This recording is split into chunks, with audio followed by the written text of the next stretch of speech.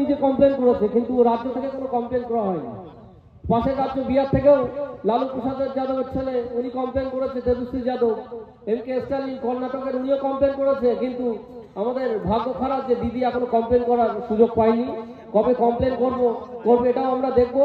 আবার কদিন আগে আপনারা জানেন যে ইমামদের নিয়ে উনি মিটিং ডেকেছে, সেখানে বলে দিয়েছে বেশি মিটিং মিছিল করার দরকার নেই, যা আবার চেপে যাও। সেই জন্যই আপনারা দেখলেন যে 26-এ ইচ্ছাকৃতভাবে মিটিংটা বিভিন্ন কলা কৌশলে বিভিন্ন কারণে মিটিংটা আটকানো হলো। এটা আপনাদের বুঝতে হবে যে আমাদের সরকার, মাননীয় মুখ্যমন্ত্রী মমতা ব্যানার্জি কি চাইছে, আমাদের কতটা তোষণ করছে বা কতটা ভালোবাসে, সেটা আমাদের দেখার বিষয় বা সেটা দেখতে হবে।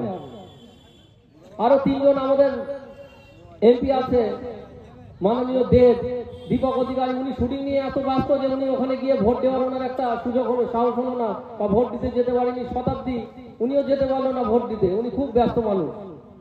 তাই আপনাদেরকে পরবর্তীতে দেখতে হবে যে কোনটা সঠিক বা কোনটা খারাপ, সেটা বিবেচনা আপনাদের হাতে, বিচার্য আপনাদের হাতে, তাদেরকে কি করণীয় বা তাদের সঙ্গে কি করার দরকার।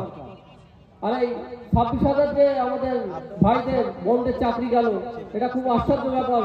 হাইকোর্টে যেমন কমপ্লেন হয়েছিল, হাইকোর্ট থেকে বারবার রাজ্য সরকারকে বলা হয়েছিল যে আপনারা তথ্যগুলো দিন, কোনটা সঠিক চাকরি বা কোনগুলো ঘুষ দিয়ে চাকরি নেওয়া হয়েছে তার ডাটাগুলো দিন, সঠিক তথ্য।